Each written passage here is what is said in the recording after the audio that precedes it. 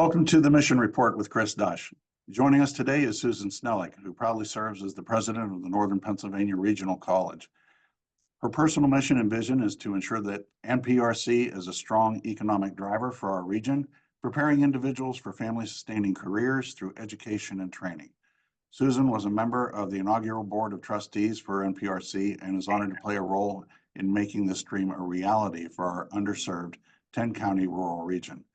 Professional background is quite extensive, and it also includes workforce development expertise, having previously served as Executive Director of Workforce Solutions for North Central Pennsylvania and holding various other regional workforce development leadership positions for nearly 3 decades.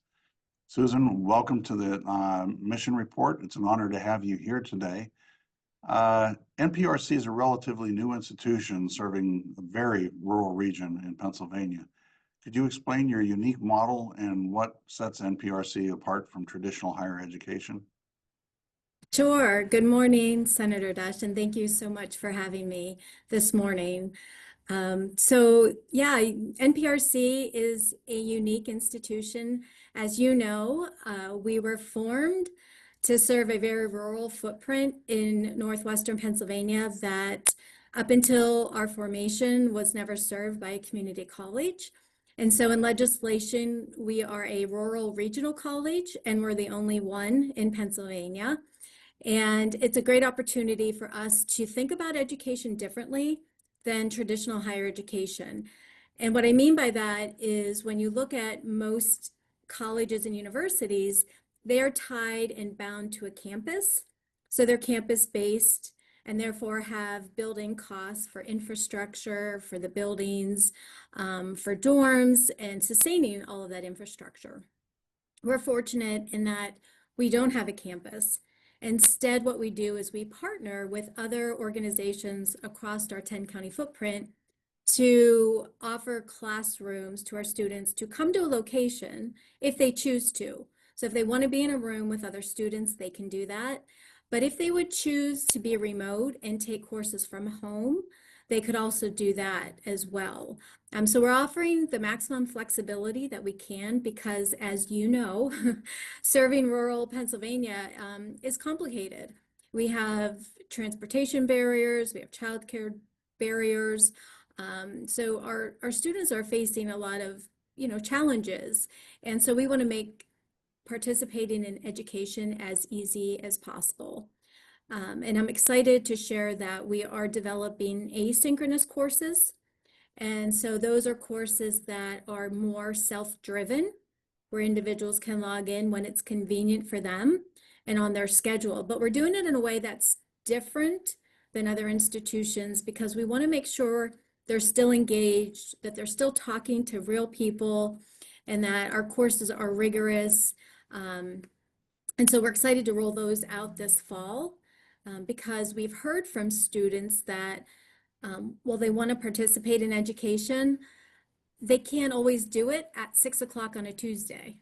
And so, they're juggling multiple jobs and childcare and everything else. So this way, if they want to take their class at midnight on a Wednesday, they can do that, as long as they're meeting the milestones of the courses as they're enrolling.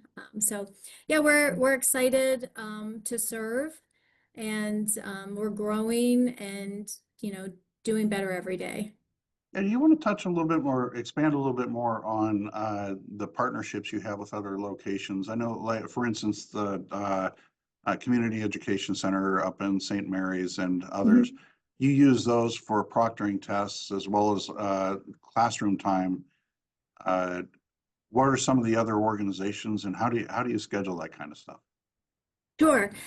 So we do partner with all the higher education councils, like the Community Education Center in St. Mary's. So we have those throughout our 10 counties. And so where they have a base, like in Warren, they have the Warren Forest High Ed Council. So we partner with them. We partner with the Corey High Ed Council in Erie County to provide classrooms there. But then places where there isn't a high ed council, we will rent space. So we have space in Kane at 6 and Kane. We have space in Emporium at the Chamber Building. We have space in Meadville. We have in Franklin. High schools are also a location for us. For the high schools, if it's not dual enrollment, meaning the courses the high school students taking during the day, then they can access our courses in the evening once the students aren't in the building. So it's a great model in that we'll pay rent, but we're not paying for the infrastructure of that entire building. And to do that across 10 counties would be impossible to maintain a campus. So we enjoy our partnerships with all of those organizations.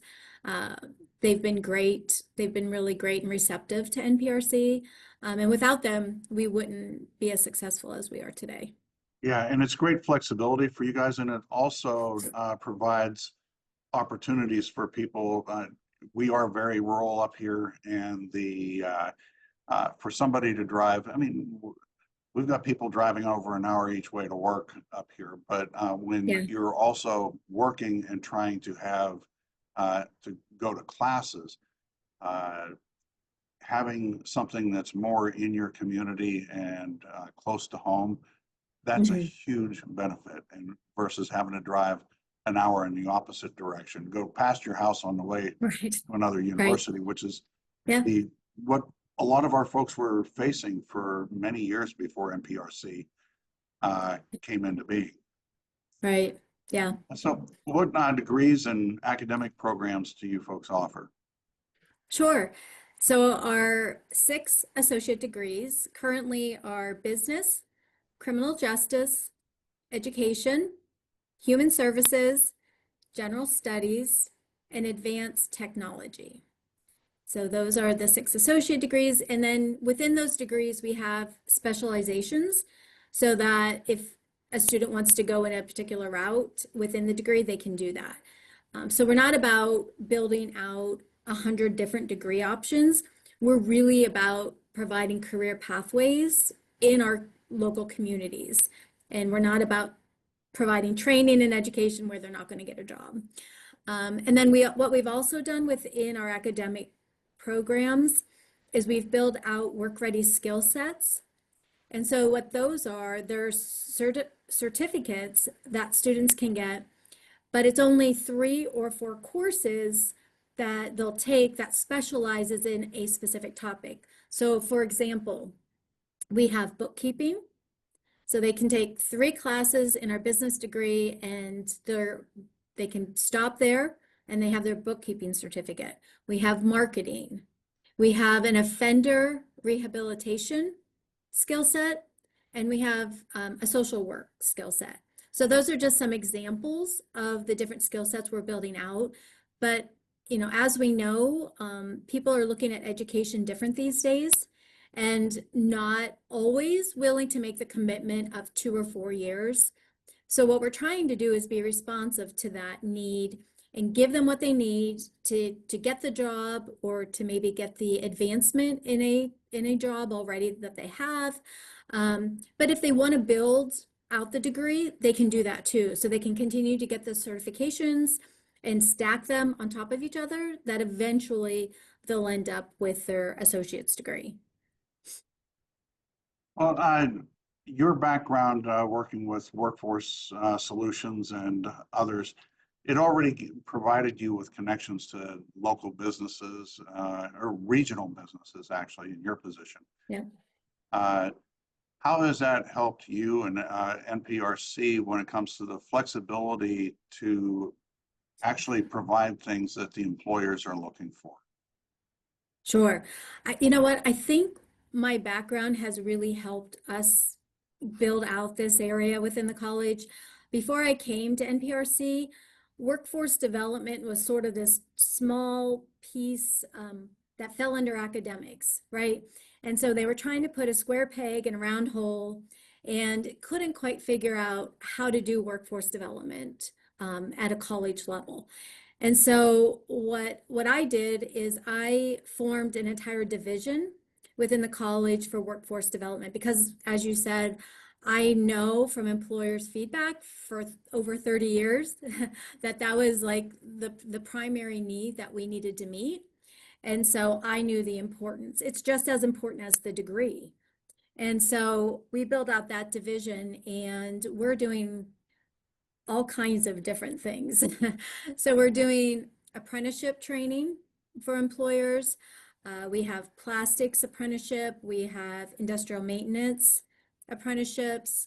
And we're now most recently working on a CAD apprentice. So we know there's definitely opportunity with apprenticeship training. So we're continuing to work with employers to build that out, because we want to do it in the most cost-effective way. So we know that by aggregating the numbers, we can offer it for less cost. So the more employers who are sending, their employees to apprenticeship training, then the lower the cost will be for everyone. So that's one way we do workforce. We also have a very strong public safety arm within the division, and we're doing a lot of EMS training, particularly EMT. And we know that our communities have been struggling. We have ambulance services closing down because they can't find volunteers, and so we've really ramped up our EMT and EMR training. And I know to date we've trained over 130 individuals in either EMT or EMR. And our success rate for the national exam is over 90%. So I think we're doing a pretty good job of getting people the training that they need to be successful. So those are a couple of ways. We also have CDL training. We have 3 different ranges across the footprint where people can get their CDL license. We do CNA training. And then we also do different types of seminars. And I know one that's very near and dear to you is combating human trafficking.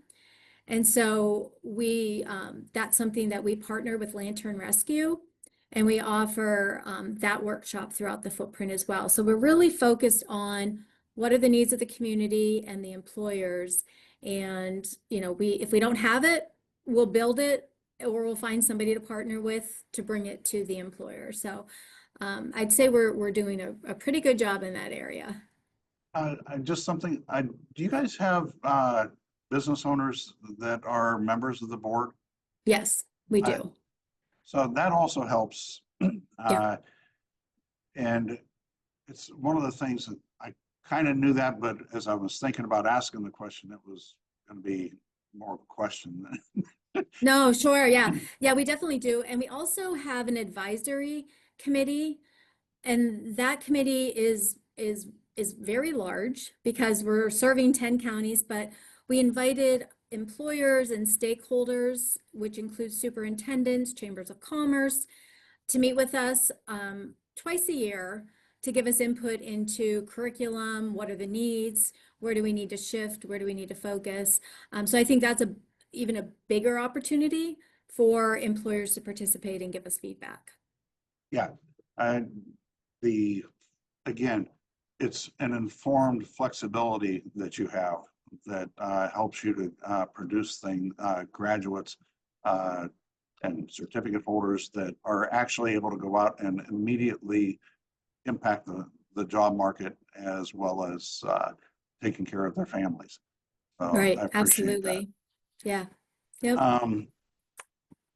Can you talk a little bit about how the nonprofits and the employers work with you on the development? Sure. So if there's a particular need, for example, we had a group of stakeholders in Tioga County approach us because, as you know, Wellsboro is a very big tourist attraction. And one of the needs that they identified was they needed sort of the back end of the restaurant, the cooks and the people who prepare the food. And so they asked us to work with them to develop a culinary arts boot camp. And so we did. We didn't have one, but we put one together, and that one was, we held several focus groups in that county, inviting the employers to the table to talk about the competencies that the people needed in order to be successful in the kitchen. And we didn't want to drag it out into a 6-month program if we didn't need to. So we basically developed 2 boot camps, and they're both 40 hours in length. And we have stakeholders who contributed money to scholarships. So to date, no one has had to pay for the training. So, I mean, you can't get anything better than that. They've helped us build it and they're funding it. And so people in that county can participate in training and get they're helping to meet the employer's needs. They're getting their certificate in culinary arts. So it's definitely a win-win. And that's just one example of something that we've done and how we approach our workforce development. We just have a conversation, make sure they help us develop the competencies, and then we run the program. Yeah, great. I hated losing Tioga County with the redistricting. They're good people up there, but Yeah. I'm glad you worked with them on that. I want to Yeah. congratulate you too. I understand the NPRC was recently awarded a dual enrollment grant from the Pennsylvania Department of Education. Do you want to go into that a little bit? I'd love to. Yeah, we were super excited to receive that grant.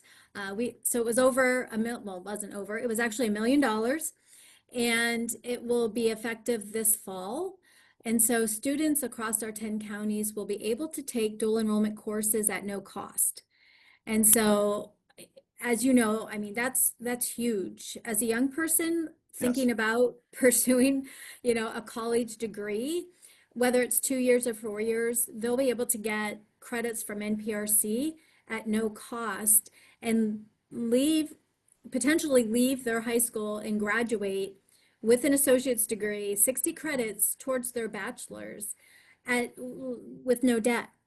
So that's why we're excited. We're excited for the high school student, and we already have high schools that are interested.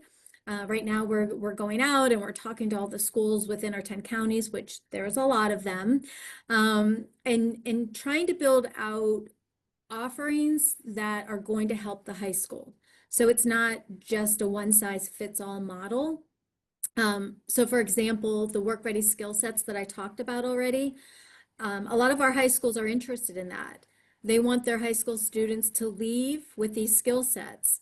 And so in many cases, that's what we'll be doing. We'll be offering some or all of those skill sets to the high school students. They'll take those 3 or 4 courses, and then when they graduate, they'll have that certification to take to employers to go to work. Hopefully they'll continue their education journey, because as you know, education should be lifelong. We're learning every day. It doesn't ever stop. But that's just, one opportunity for our high schools. The other thing we're offering is the asynchronous courses that we're developing, so that a high school student doesn't have to be available again on a Monday at 5 o'clock for that class. Instead, they can log in a study hall at school, or if they have an open period, they can log in, they can take their class, and then, work through it while they're in high school, and to eventually have their credits to get their degree, or if they want to continue on for their 4-year, they can do that. And I can say that we have articulation agreements with a lot of 4-year institutions, and we have had no issue with our credits transferring. So our students are able to take their 60 credits, apply it towards their bachelor's degree, and then they have 60 more to go. So they basically start their 4-year as a junior. So that's our hope. That eventually it will grow to the point where we'll have, all of our high schools participating and give the opportunity to all of the students who are willing. And for those who maybe are afraid to try college, or they're thinking college isn't for me, this is a zero risk opportunity for them to try it, right? They can take a class, they can try it, decide if it's for them or not. And we're hoping people who might not have considered it in the past consider it now, since it's zero risk.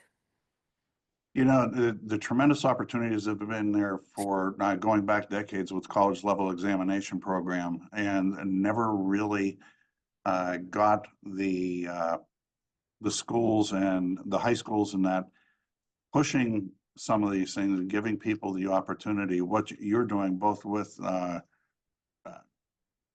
all these different opportunities is you're giving somebody, like you said, the ability to come out of high school with already an associate's degree.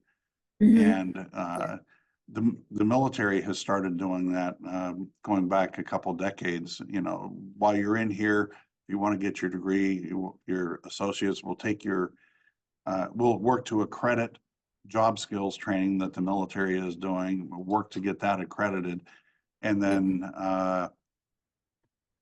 help you get the access to the things like CLEP and Dante's tests. And Right. it was, I've got 140 plus credit hours from about a half a dozen institutions, but I've got the associate's degree. I got that through the Air Force. But Right.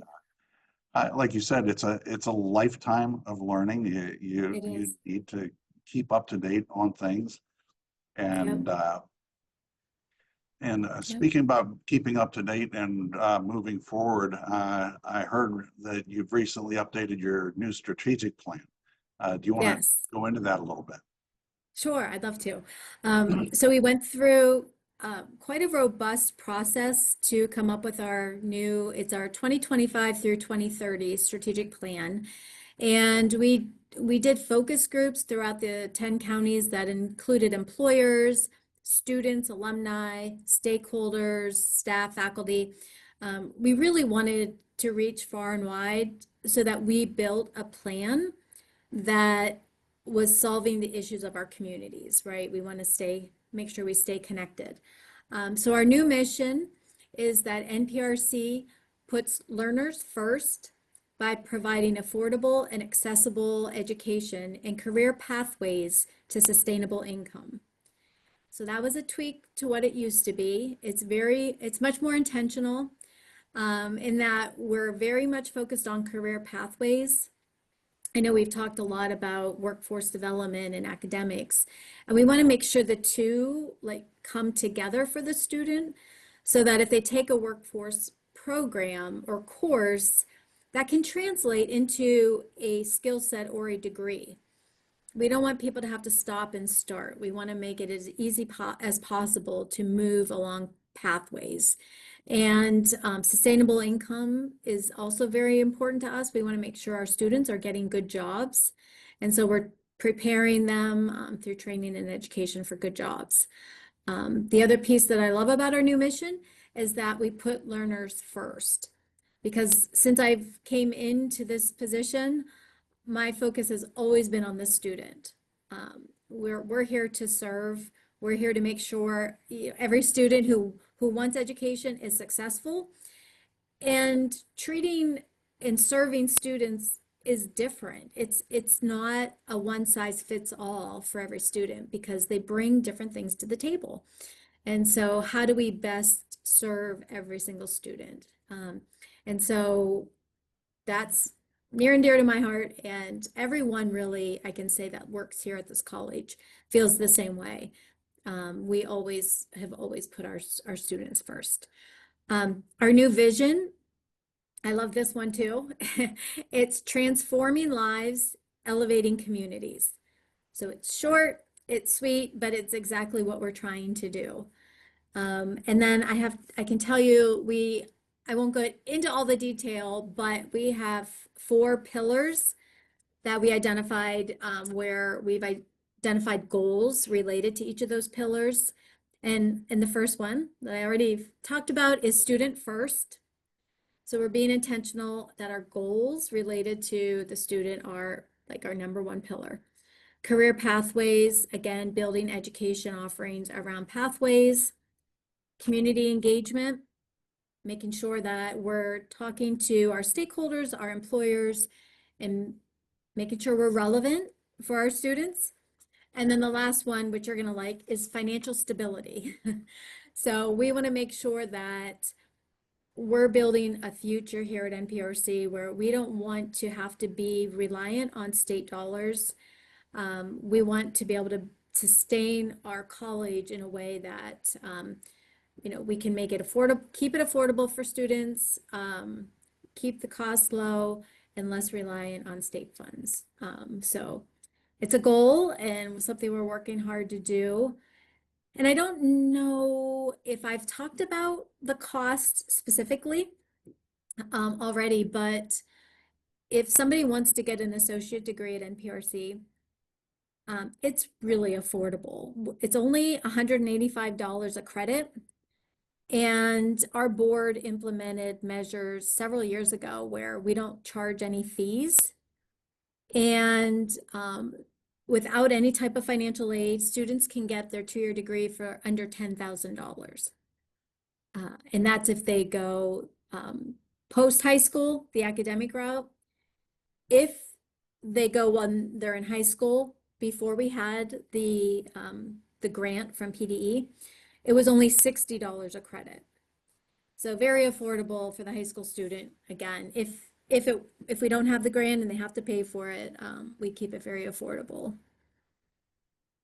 That's amazing. And I love the fact, like you said, you're focused on those students and getting them into things that a lot of these young people, they want to, well, even the older adults, they want to stay in the area, but they want to have a skill set that is transferable into the marketplace. And what you're doing here offers that. And I'm glad you're maintaining that as a focus, or emphasizing rather, with the new strategic plan.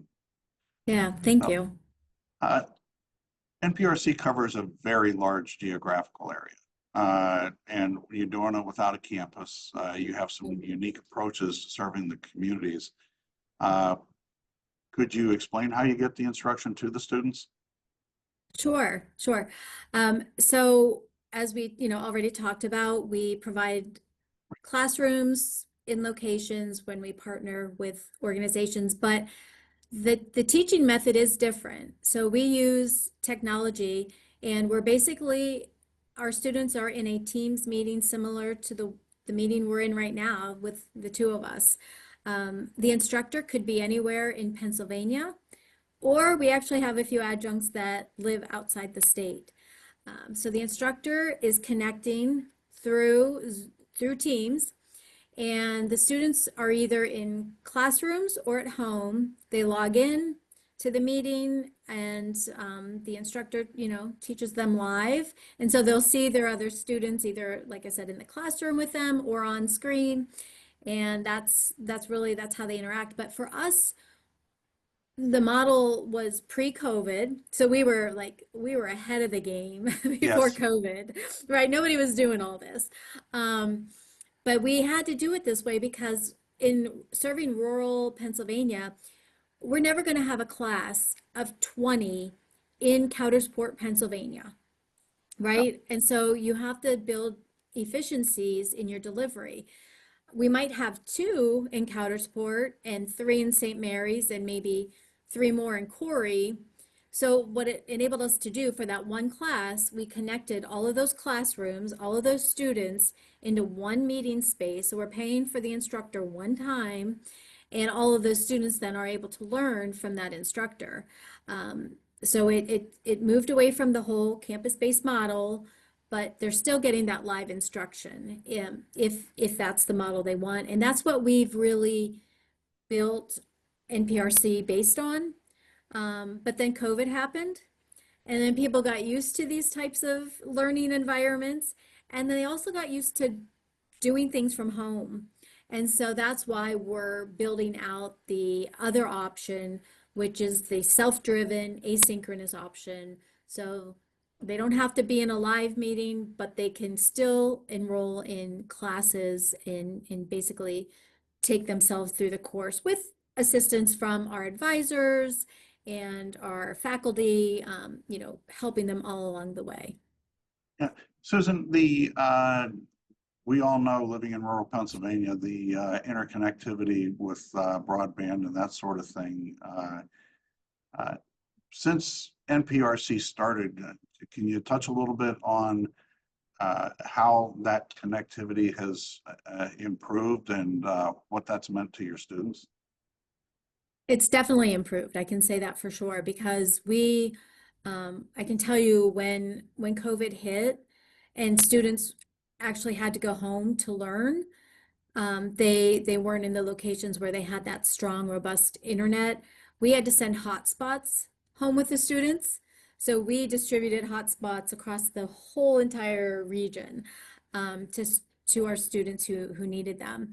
I can tell you that it's definitely gotten better, the need for those hotspots. But that's why we continue to offer locations. So if a student doesn't have internet at home or a Yes. good connection, we'll give them a hotspot if it helps. We'll do that. But if not, then we'll always give them the option to go somewhere live to connect. And they could do that really at a library. They could do it, in any public setting that offers internet. But yeah, we want to make sure that they have the connection, and we always meet them where they are, wherever that is, and give them what they need. Yeah, by no means is the connectivity situation solved yet, but No. we have seen some improvements. I wanted to highlight that a little bit. Yeah, you're Um, right. In addition to the resume that I led with, you currently serve on the board of the Center for Rural Pennsylvania and the Rural Community College Alliance Board of Directors. Do you want to talk a little bit about each, what they do, and how that informs you on meeting the needs of our students? Sure, absolutely. So the Center for Rural PA, that's been a great experience for me to be part of that. Their mission is basically to provide data and resources to the legislators so that they can make informed decisions. And so, their studies can be anything from like the opioid crisis to, the housing market and any and everything in between. And they do that based on a procurement process where they reach out to universities that do research and they submit their projects. So it's definitely an opportunity for NPRC to get in front of the issues because the center is identifying the issues from a statewide perspective for rural regions. So I see a lot of similar topics being discussed at the center meetings that we're already talking about here at NPRC. So yeah, it's a great way to be front and center with the data and have them as a resource. So I truly appreciate the appointment to that board.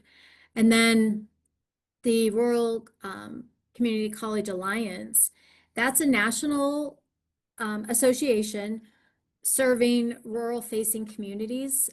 So that was great for me to be able to join that organization because I'm talking to leaders in rural communities across the country. And so when I have a question or something pops up here that, I have a network of individuals that I can reach out to say, hey, did you ever run into this? How did you approach it? I get to learn from them, their best practices. We have an annual conference every year that we get to go to. I bring my team with me. We go to the conference and we're able to learn from individuals similar to us serving rural communities because there's a lot of different national associations that bring higher education together, but a lot of times those are urban focused. And so we kind of get lost in the whole urban provider. It's different, it's Yes. different serving rural Pennsylvania, rural regions than it is more urban. So that association has been a great opportunity for me and for my entire team. It actually has opened up doors for grants. We're part of 2 different grant opportunities that they've pursued. That in the community colleges of Appalachia. I'm also part of that. So they're another resource serving the states in the Appalachia region. They've identified grant opportunities and we've participated and we're benefiting from those as well. So not only has it given us great ideas, but it's provided funding for us as well. It's the smile that's on your face and the smile that I see on all your team, and you and I are alike. We don't call the people who work with us our staff. We call them our team. Yeah. The joy that's in you guys' face all the time. There's an old saying that we've done so much with so little for so long, we can do practically anything with nothing. You've So proven true. that. You guys have proven that over and over again, the way you think outside the box and the way you make things happen. It's the business owners who use you guys, as well as your graduates that I've spoken with, they've all been so happy with your team and the quality of what they're getting. And in fact, you even mentioned the colleges. They don't give you any problems when it comes to getting your credits accepted. No. That speaks volumes for the amount of work that you do, because they're actually physically structured community colleges that don't have that same kind of relationship with the universities. So Yeah. I want to commend you on that. Thank you. and I the whole appreciate team. it. We're getting close to the end here. Are there some things that I haven't asked you about that you'd like to expand on? I don't think so. I guess I would want to close with the fact that, when we talk internally about our model, we're very proud of the work that we've done and accomplished. So thank you for that recognition. I truly appreciate it. But we talk about how a lot of other higher education institutions are struggling, and it's unfortunate because we see higher ed campuses closing. Yes. And so, that's taking opportunity away from, as you know, rural parts of our community. And so, we're continuing to do our parts. We're dedicated to our communities. And we really think that our model is the model of the future, because it's a way to deliver education in cost-effective ways. So, I guess I would, I'd say, I'm proud of the fact that our model is unique and glad that the legislation was established, that it was not a campus-based model, because I think that that's really given us the flexibility that we need to be able to pivot in order to serve our communities and our employers better. And then if people are interested in more information, they can visit our webpage. It's discovernprc.org. Yeah, discovernprc.org. I was going to ask you that, how people could get a hold of you. So Okay, perfect. You jumped ahead of me there. Do you have a website too where some people can go online and take a look at what you offer? Yep, that would be the discovernprc.org. So that's got everything. Yep, that's got it all. Okay. Yep. Well, Susan, it has been fantastic as always just to talk with you, but this is an opportunity for us to get the information out to the people of Northern Pennsylvania so that they understand there are some opportunities out there. And I appreciate you and your team, and I appreciate you coming on with us today on the mission report to let people know about those opportunities. Well, thank you so much. I really appreciate the invitation to be part of this. You're doing great work. And so thank you for all that you're doing for our great state. Thank you. God bless you. And folks, thank you all for joining the mission report. I appreciate you coming and spending the time with us today. God bless.